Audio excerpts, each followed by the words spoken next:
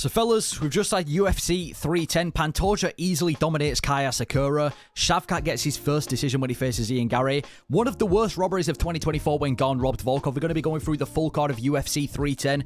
I still think it's one of the best pay-per-views this year. I know there was a few controversial moments which we're going to go over, but from top to bottom, a ton of finishes. Pretty good card, and we'll start off with the first fight, which was Kennedy Nzechukwu versus Lukasz Brzeski. I predicted Nzechukwu to win by first round KO, and he does that. He did look quite hittable at the beginning of the round, eventually just knocks out Lukasz Brzeski easily. Let's cut him from the UFC. My main takeaways from this fight is that I didn't really like how hittable Nzechukwu was. This was supposed to be quite an easy fight, and it was. He got a first round knockout, but Lukasz Brzeski was landing some big shots on Nzechukwu. I'd even say that he was winning the fight up until the KO loss, but no, it was a good finish by Nzechukwu, and this just kind of shows how easy it is in the heavyweight division. Like, you've got Nzechukwu, who's a bit of a journeyman in the light heavyweight division, a bit of a win-loss fighter, comes up to the heavyweight division, and his first two fights result in a first round knockout in his favor. He's probably going to have success in the heavyweight division because they're all trash. Like, if you do him versus like Martin Badai or some other unranked heavyweight, that's just going to give him a rankings place in the heavyweight division.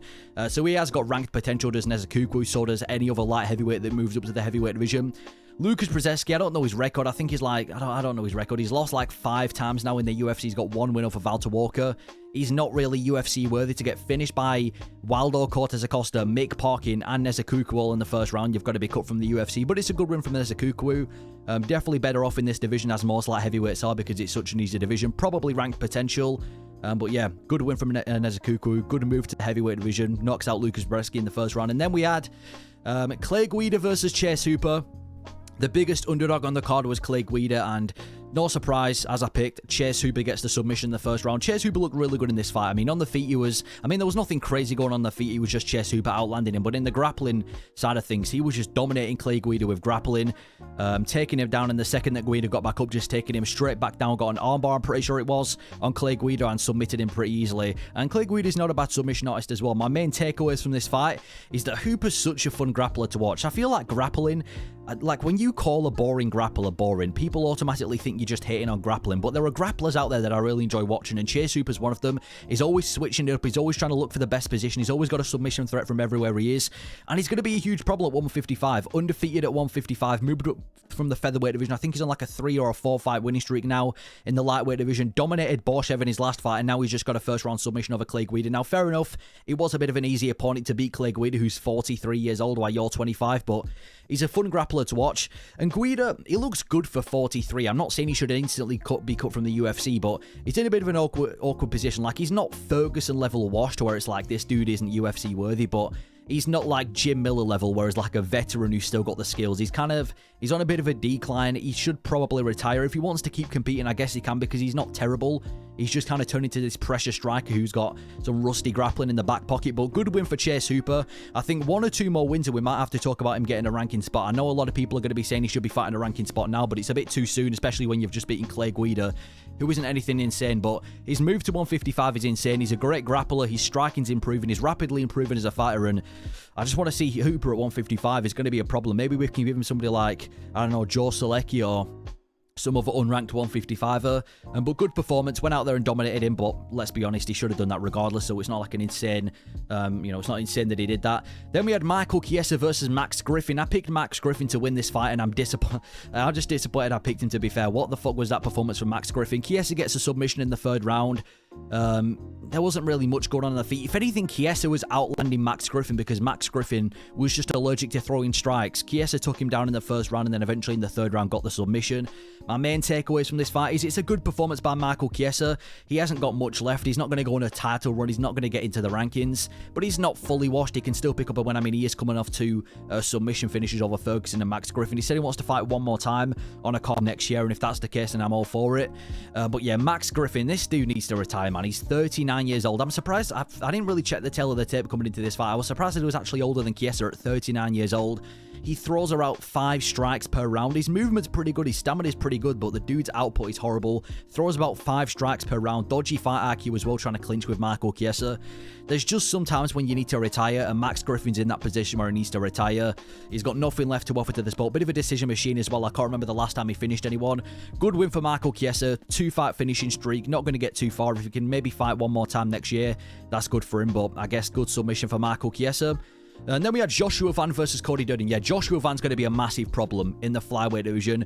He absolutely battered Cody Durden. That first round, Durden won. You know, he was out wrestling Joshua Van, doing all right on the feet. And then in the second round, he was completely exhausted. And for the second and the third round, I think there was a 10-8 in there for a couple of the judges' scorecards. Joshua Van just completely battered Cody Durden. It wasn't even competitive. My main takeaway is Van is just such a crisp boxer. You know, he's not even just this fight, it's every fight. He's rips to the body, his combinations, his defense as well. If this dude had a little bit more power, he'd be the next big prospect in the flyweight division. And I think he is one of the best flyweights to watch from an entertainment perspective. Joshua Van's got to be one of my favorite flyweights. Just he's so smooth with his striking. I think if you give him a little bit of takedown defense, but even then, it's not like his takedown defense is bad. It's just his only real flaw you can talk about. And I feel like all his hype has come back now. Obviously, he got knocked out by Charles Johnson this year.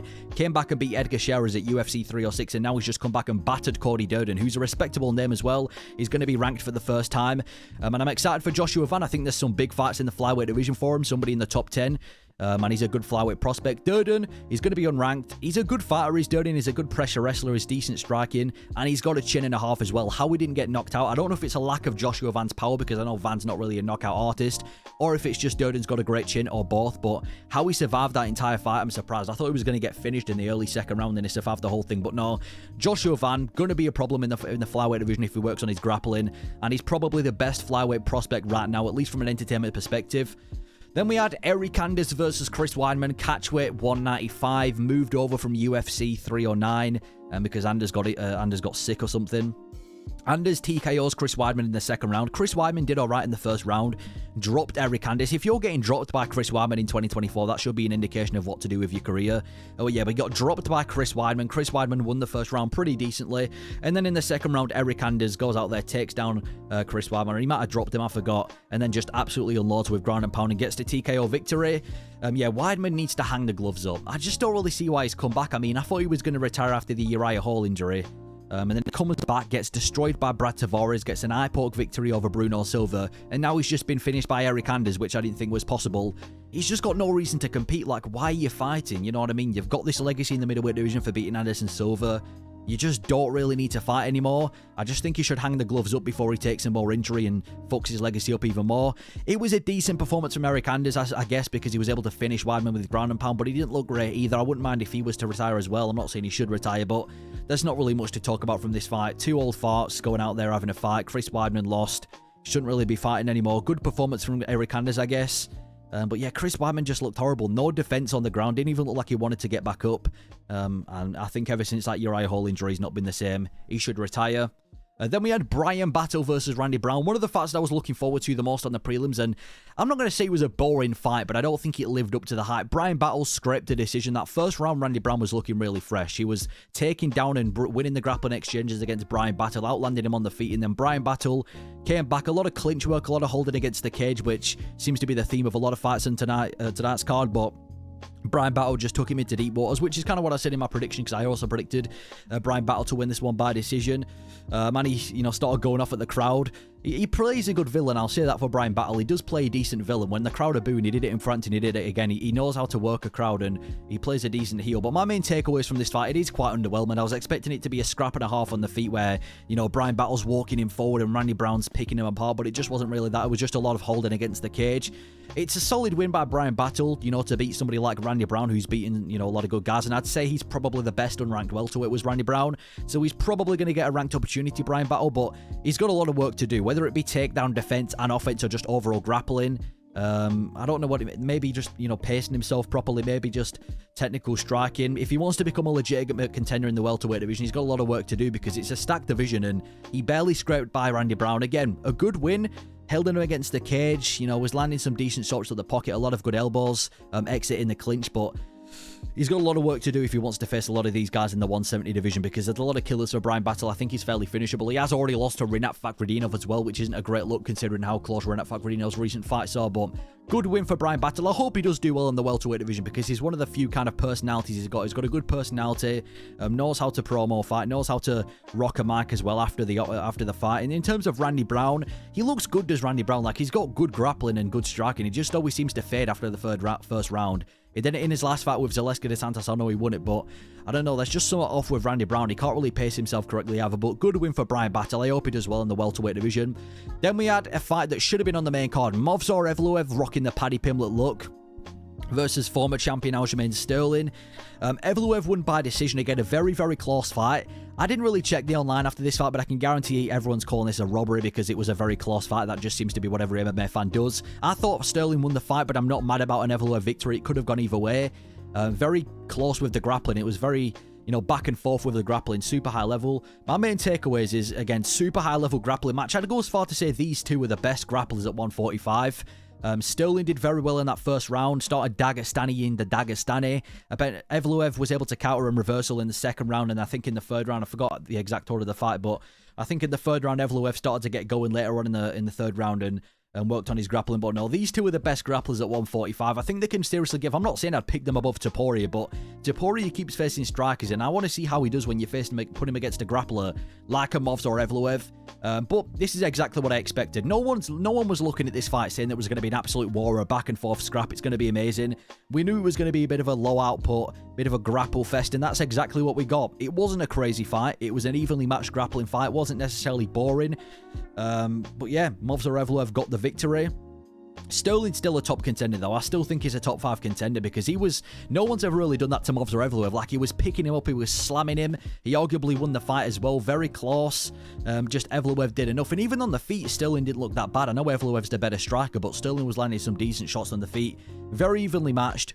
Pretty decent fight for what we expected. Movsar Evloev got the win. I think he's a fight away from a title shot. Maybe he can even do him as like the backup for the next title fight. And for Sterling, give him somebody in the top 5 or close to the top 5 because, I mean, he could have won that. He could have gone either way. But yeah, we got what we expected. A bit of a grappling fest. And good win for Evloev. And then we had Themba Gorimbo versus Vicente Luque. Vicente Luque, I don't know what has happened. I don't know. I'm just lucky that Nick Diaz wasn't in this fight because if Nick Diaz would have showed up tonight, he might have got murdered. Vicente Luque goes out there, drops Themba Gorimbo in about 30 seconds, and then immediately latches up a Darce choke and puts him to sleep. And Themba Gorimbo was looking decent on the feet for the first 30 seconds, but he got the submission in the first round. Vicente Luque is back, and I'm kind of excited to see what he does next. My main takeaways is, well, 30-second submission.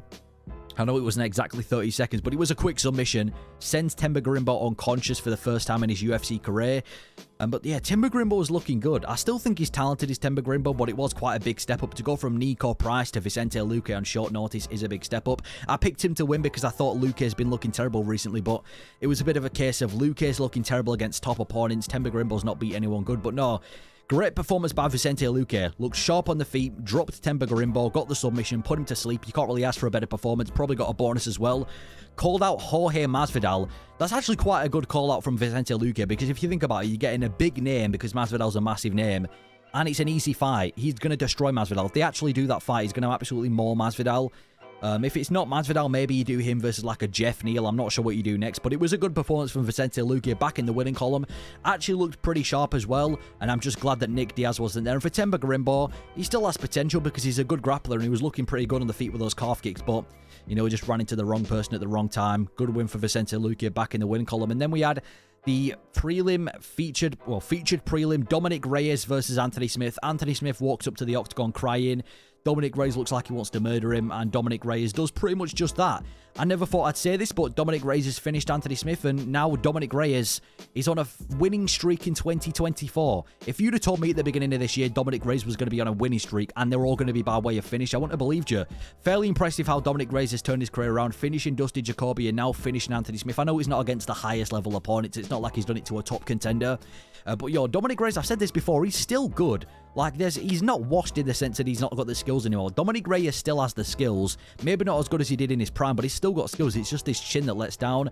I said coming into it, Anthony Smith doesn't really pose a threat to Dominick Reyes. He doesn't have power. He doesn't have technique. He doesn't really have anything. In fact, he needs to retire. He started doing a big one of those speeches, kind of like Tony Ferguson, where he said he might retire, he might not. Just hang the gloves up. You've lost most of your recent fights. I think he's lost 5 out of his last 7. Or 5 out of his last 6. He looks terrible in every fight. He was eating shots to the face. There was a point where Dominick Reyes kept jabbing Anthony Smith, and Anthony Smith wasn't even attempting to defend it. Got finished at the end. Didn't even look like he wanted to protest the finish. Didn't look like he wanted to defend at all. And he's done, man. I don't know his age, but he's been around for a while. I think he's got like over 50 professional fights now. I don't know what the statistic is, but he's done. He doesn't need to fight anymore. He's losing fights. He's getting brutally finished. He's just been finished by Dominick Reyes. Now, for Dominick Reyes, give him somebody in the top 10. Give him a big name. I'm not saying we feed him to a killer like Murzakanov or Ulberg, but you know, we need to start raising the level for Dominick Reyes because he's beaten and finished Anthony Smith. He's beaten and finished Dusty Jacoby. He's still got a lot of potential in the UFC, so I think we give Dominick Reyes a big fight. Smith, time to hang the gloves up. Wasn't really a competitive fight at all. Got destroyed just like I thought he would. And then we had the first fight on the main card, Choi versus Nate Landwehr. Choi's hit like a second win in his UFC career recently, getting a knockout against Bill Algeo early this year, and now going out there and doing that to Nate Landwehr was amazing. Goes out there, just absolutely destroys Nate Landwehr for the entire fight, gets a TKO in the third round. That wasn't even competitive in the slightest. I thought this was going to be a back and forth scrap where maybe Nate Landwehr can pull something off in the later rounds, but Choi just completely demolished him. Like, completely demolished him from the beginning of the fight. Was landing the way harder shots. He's super powerful. Was beating him up with the boxing. And the grappling exchanges was just effortlessly taking him down and eventually got him in some sort of crucifix position and just started raining down ground and pound and got the finish. Nate Landwehr, he's not really ranked potential. Like, I think he's going to be one of these guys that is fun, but fun in the unranked area. He's not like a Justin Gaethje where he's going to be able to pull this off at the top of the featherweight division. He's going to be fun, but fun against unranked fighters. Not ranked potential. Whereas Choi, I'm not saying we give him somebody ranked immediately because he has only just come back to the UFC and, you know, got 2 wins, but I say we give him somebody like Sadiq Youssef, and if he can pull off another win, give him somebody in the rankings. He called out Bryce Mitchell. Doesn't really make sense for Mitchell to fight down when he's just coming off a win, which we'll talk about in a second. But great performance from Choi. Looks like he could be a massive problem in the featherweight division, which I never think I'd say in 2024. And for Nate Landwehr, fun guy, but he's going to be fun in the unranked area, not the ranked area. And then we had Bryce Mitchell versus Kron Gracie. Quite a controversial fight coming into it because a lot of people thought that Kron Gracie shouldn't be on a main card in 2024. And it turns out those people were right. Bryce Mitchell got a TKO in the third round. Well, the entire story of the fight was Kron Gracie pulling guard and Bryce Mitchell just latching up control time until eventually Kron Gracie pulled guard, Bryce Mitchell carried him, slammed him on his neck, went for a vicious elbow and put Kron Gracie out cold, which was satisfying to see.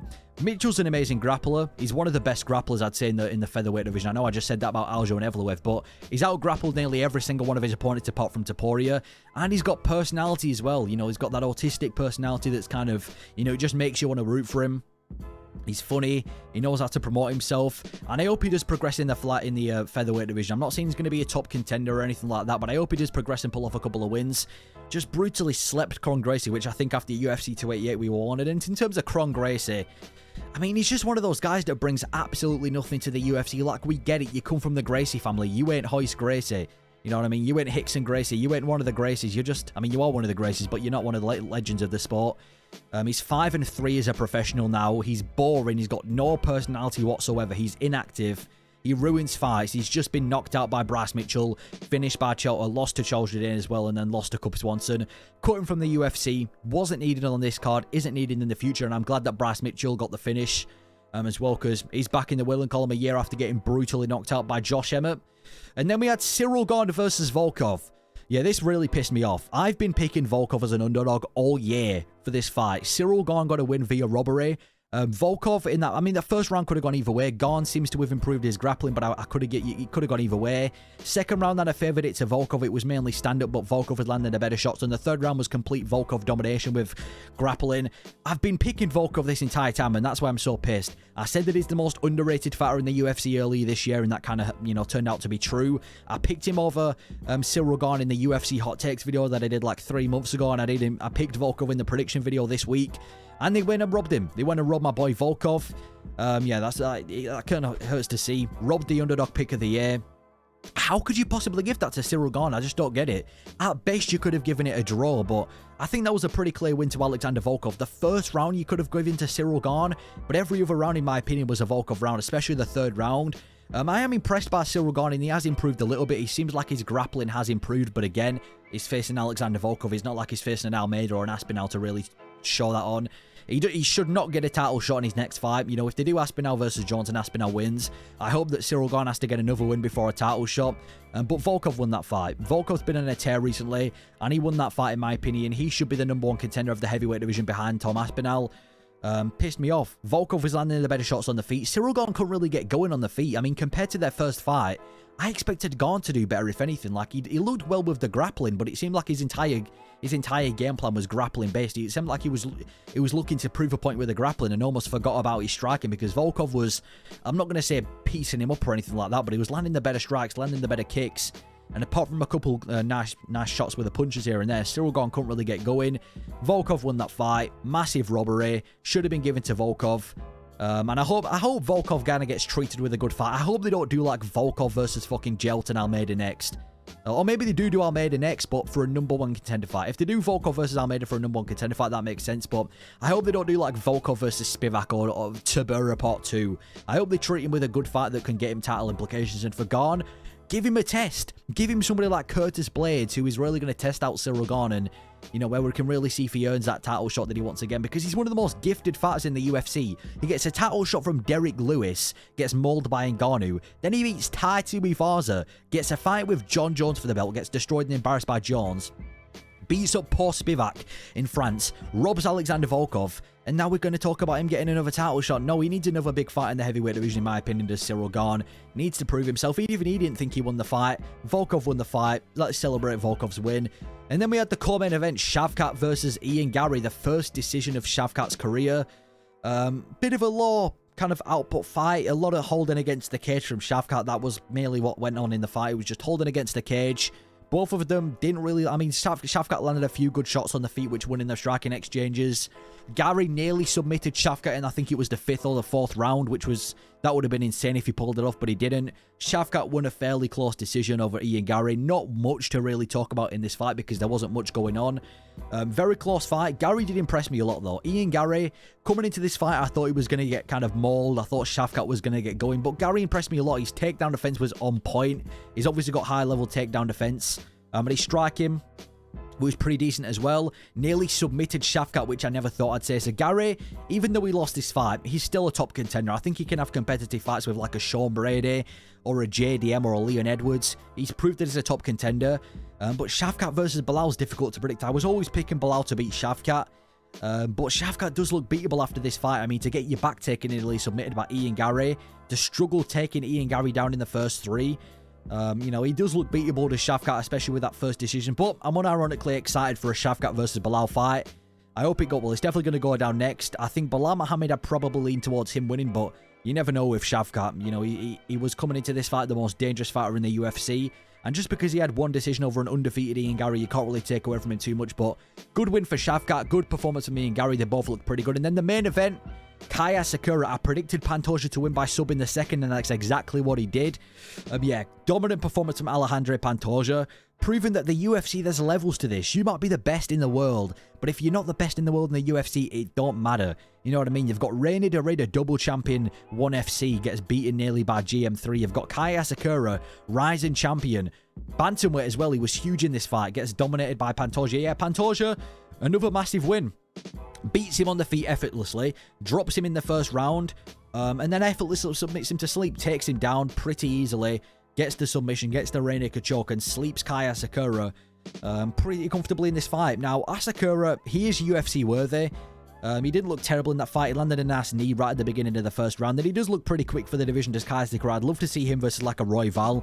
I think that'd be a bagger. But this dude is huge. Like, they were standing next to each other. It was like a bantamweight against a flyweight. Asakura was huge. But no, dominant performance from Pantoja. He's one of the best in the world. And I'm talking like pound for pound. I hope he moves from like number 11 to number, like in the top 7, I'm talking. Like, this dude has cleared out the flyweight division to the point where we've had to bring in people from different organizations. And he's now just finished Kai Asakura. In fact, he's got to get to the point where we start talking about Pantoja potentially moving up and facing for the bantamweight belt. Obviously, they've just announced Merab versus Usman and Magomedov.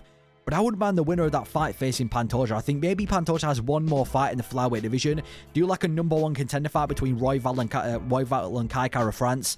Winner faces Pantoja. And if Pantoja can beat them, which he probably will, I say we give him a bantamweight title shot because he is the greatest flyweight of the modern era. Obviously, Demetrius Johnson's the GOAT, but of the modern era, it just seems Pantoja's unbeatable. You put him against every style. He comes out on top in every single one of them. Just effortlessly beat Kai Asakura, who is this dangerous up-and-comer. And dominant win for Pantoja, but that is my recap and review of UFC 310. Let me know your thoughts on the card, if you thought it was one of the best cards of the year. And yeah, thank you for watching.